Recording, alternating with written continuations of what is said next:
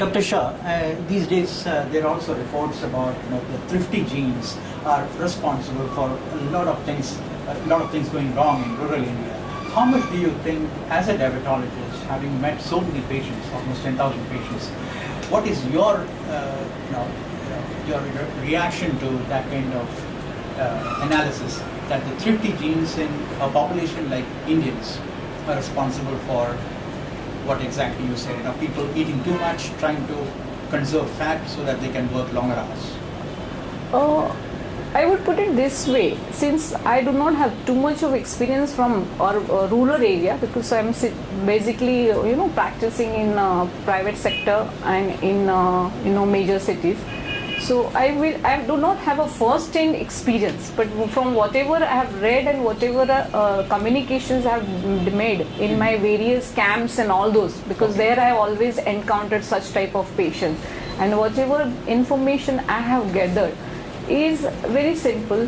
That means somewhere you have a genetic translation, you have a genetic message going on in some families.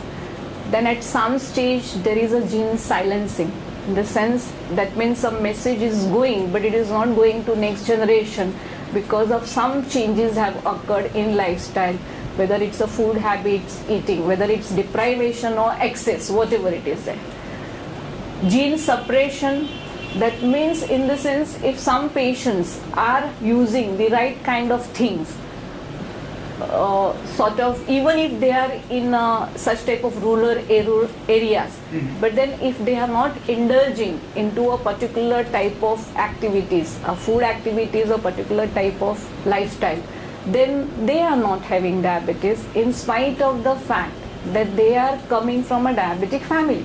So this is, I have observed, that means if there is, even if farmer is having a father or mother, they are having a diabetes, but then next does not necessarily mean that the children will become a diabetes. So this is something very, so gene silencing, gene suppression, genes translation and mutational changes that is simultaneously occurring because of some sort of environmental influence which is happening in various areas.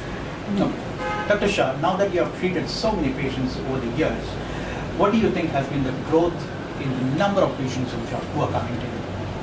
If you put a graph, if you want to draw a graph, how much has been the percentage increase in the number of patients?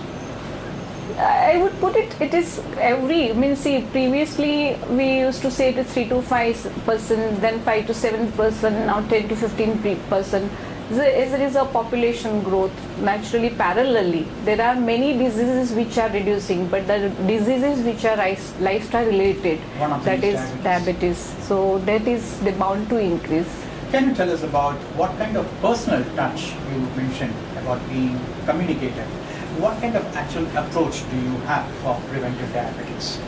See, as I pointed out, primary prevention, secondary prevention, tertiary prevention. These are the three I'm main. emphasizing on the communication. Communication. See, so the communication, as I said, most important communication you do when you are interacting with the patient, that is in consulting room, that is face to face. And that if on day one, when the patients meet you, or day two, when the patients, you instruct the patients to come with their relatives.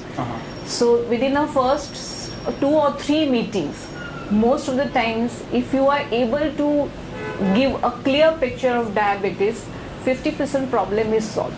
That means the patients learn how to monitor, when to monitor, and why to monitor. And what are their inhibitions when it comes to doing these things? Where do they actually not comply with? They don't comply with it is when number one is always a financial burden.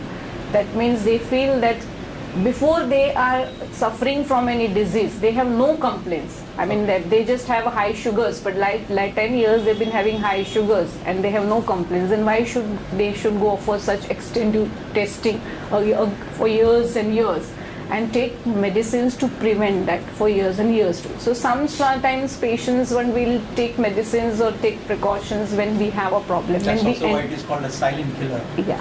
So that is it. So that is one.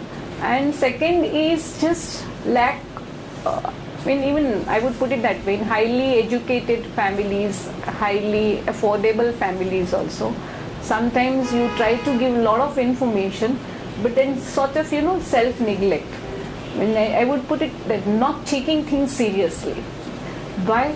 Because they've seen so many patients moving around like that who have not been taken seriously. Very simple example. Or they have not been taken seriously because they have seen their parents suffering, having diabetes for years together and nothing has happened to them. So possibility is that nothing will happen to them. That sort of. So True. That sort of attitude I have seen in many Do you patients. find compliance being lesser in children with diabetes? Yeah, compliance being lesser in children with diabetes, I would agree. That is bound to be because of the age group, their understanding. Sometimes, you are able to penetrate and go to their level and explain to them. Some children What are. is your lowest age diabetic? I have seen 5 years. 5 years. Male or female? Female. And what is prevalent more? Is it males or females? I somehow I had more female diabetics children compared to males, and Do you find any particular reason for that? I would not put it any reason because see my Even if it is unscientific. I would not put it as a specific reason, but then maybe I'm being a female diabetologist, practicing as a female diabetologist, there was a tendency of parents to come to me. Okay, two more questions. One is about how do you treat poor patients and what are your recommendations when a poor patient comes to you in terms of controlling his or her blood sugar, triglycerides, all the related disorders. How do you suggest? See, I had formed a diabetes welfare trust. So that is, I to do my educational activity because through this trust seminars, inviting all various specialists of various fields like cardiologists, nephrologists, and even diabetic foot experts, ophthalmologists, and conducted various programs including celebration of annual day, that is 14 November World Diabetes Day, on a larger scale, and more than 8,000 patients have attended those activities. During these programs, what we used to do is we used to give discounted coupons for all the testing so that people would get aware that this much they must do once in a year. No matter whatever is their financial state, they have to do this. We used to give a free coupons for the family member screening. That means if someone in the family is a diabetic, then to find the next generation whether is diabetic or not, or whether they require to go for screening early because of obesity or other factors. Means many times you give lectures, but then they were not getting motivated to do that. So you give discounted coupons, you do blood sugar monitorings during the lectures, so that everyone, whoever is their relatives, would get their sugars checked. We used to do pre-exercise, post-exercise sugars to emphasize on how the sugar should be tested. So like that, various ways. We used to call some pharmaceutical companies to give drugs at discounted rates, and they used to give, like for example, some companies used to try and go flex maximum possible way, like the distributor's cost or retailer's cost or whatever way, whatever adjustment you can do and whatever deduction can be made.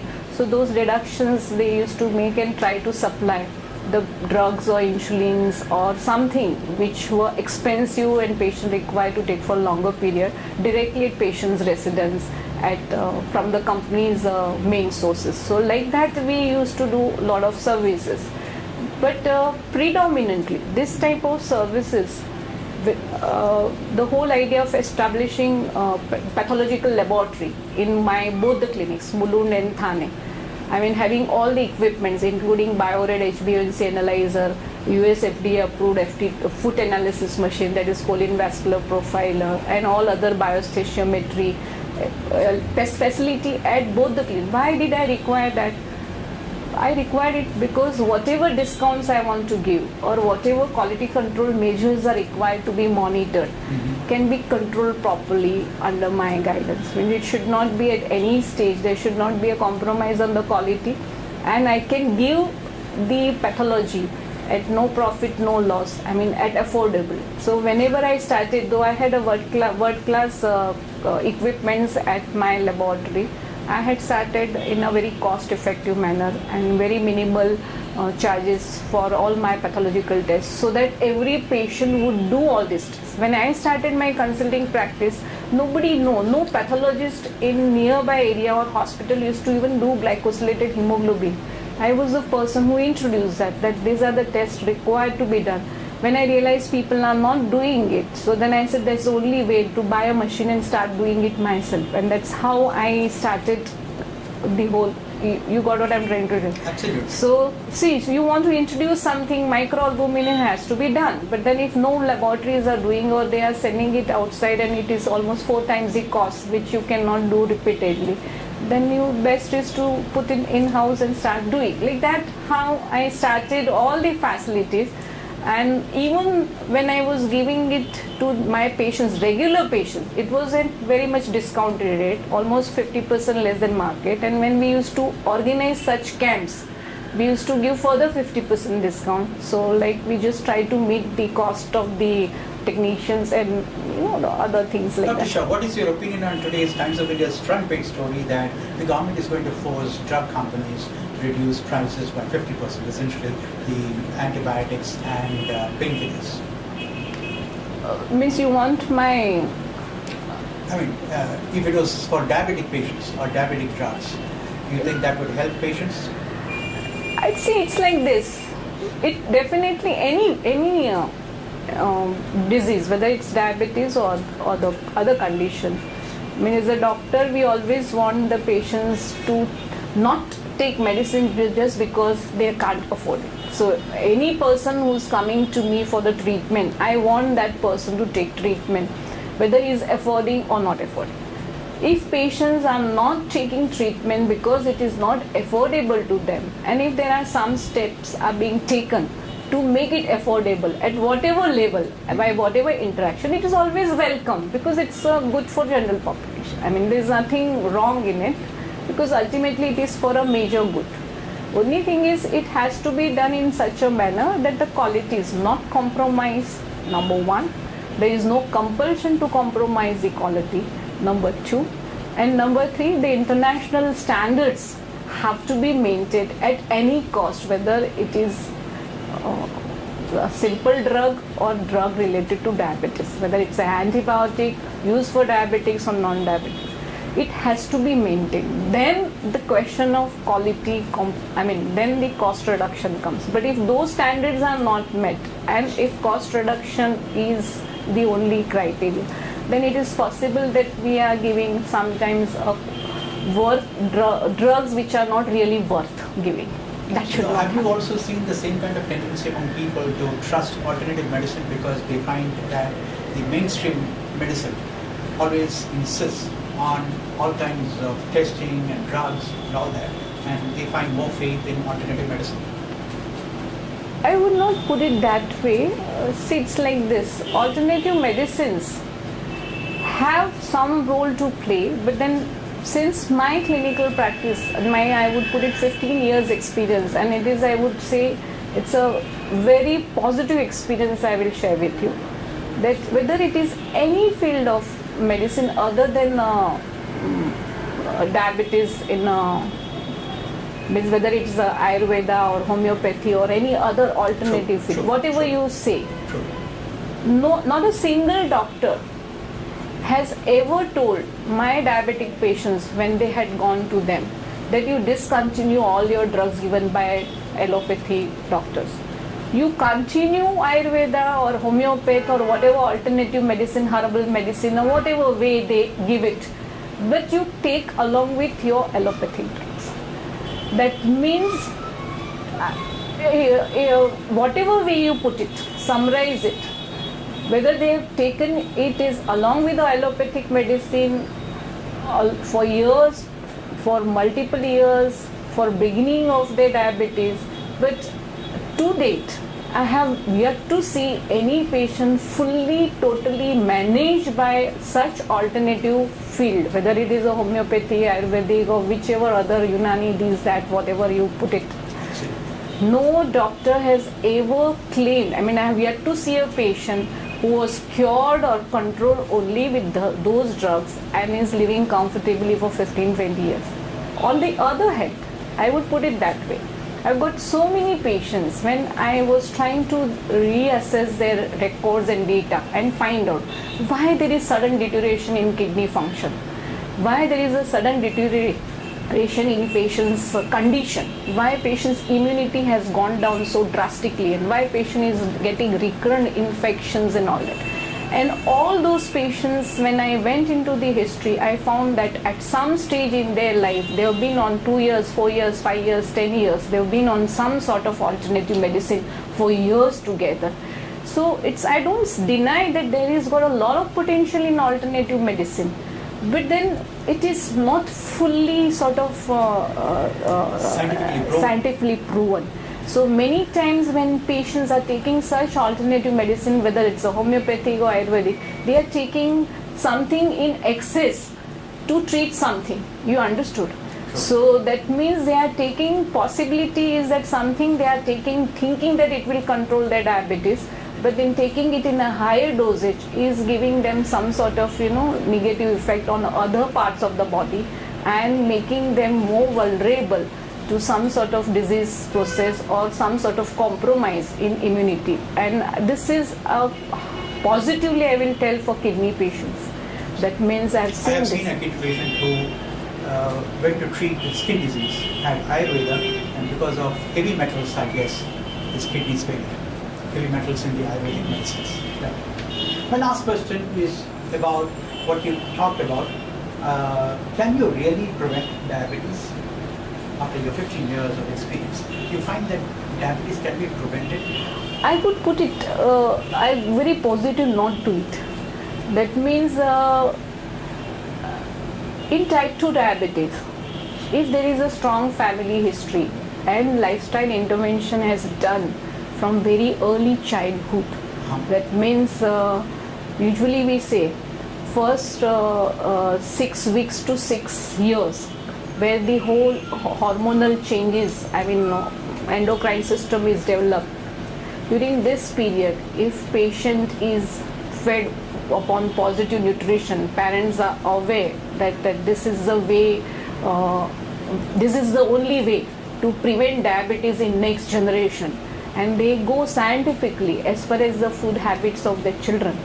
6 years to 16 years or 21 years. This is the age group where the maturation occurs, and that's why the secondary sexual characters develop and endocrine system develops. During this process period, if lifestyle related changes, that is the consciousness about height, weight, waist hip ratios, and the positive food habits, especially micro and macronutrients which are required for a proper insulin actions, and what are the wrong kind of foods which causes insulin resistance. If this knowledge is given to the children from early childhood, and this major age group, that means from 6 years, from 6 months to 6 years, and 6 years to say 21 years, if you are able to sort of give a very positive information about diabetes and all the avenues of flexibility, not restraints, but a sort of a flexibility of food options, and give education to the families like that, then it is positively possible to prevent diabetes in the next generation. You understood? And this is a very, very positive message I am trying to give you. That means if a next generation, if you don't want a next generation to become diabetes, if you start intervention very late, for example, if you're already 30-35 years of age, and if you start lifestyle modification and those changes in your diet, you may be successful in postponing for years together. That means something which is likely to come at the age group of say 45-55, maybe you can postpone it to say 70-75 years. But there is no guarantee it will not happen. But if you try to change a lifestyle from early childhood, that means that's exactly what I was trying to tell you: genetic suppression, genetic translation, mutational changes, because you are doing during the developmental process.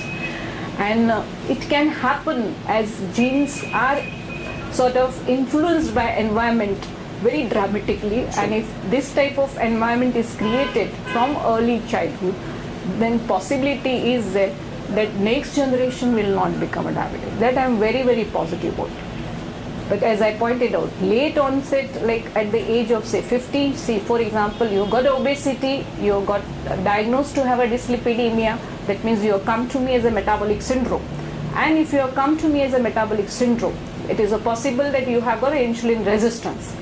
And if I start a lifestyle related interventions or something to treat your obesity or dyslipidemia or hypertension, and if I do that timely and in a proper manner, then I can possibly prevent diabetes for next 20 years.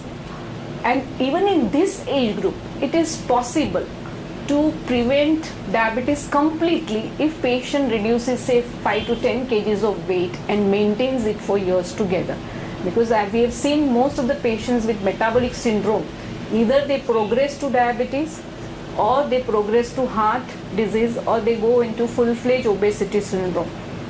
So it's like a possibility is there that even at this juncture, if we pick up the patients that is a metabolic syndrome or insulin resistant state and concentrate on them and give a proper guidance, then even in 30% patients, even at this stage, you can prevent diabetes. So I would strongly say that diabetes is preventable in type 2 also, type 2 families also, at metabolic, at every stage. If proper emphasis is made at right time, as I told you, reversible component is quite big.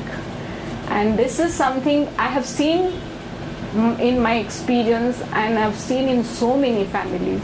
So I can strongly tell that it is possible to prevent diabetes positively, but these are the age group and this is the only way to do it. There is no other way because you cannot... Fine, Dr. Shah. Thank you so much for being with us.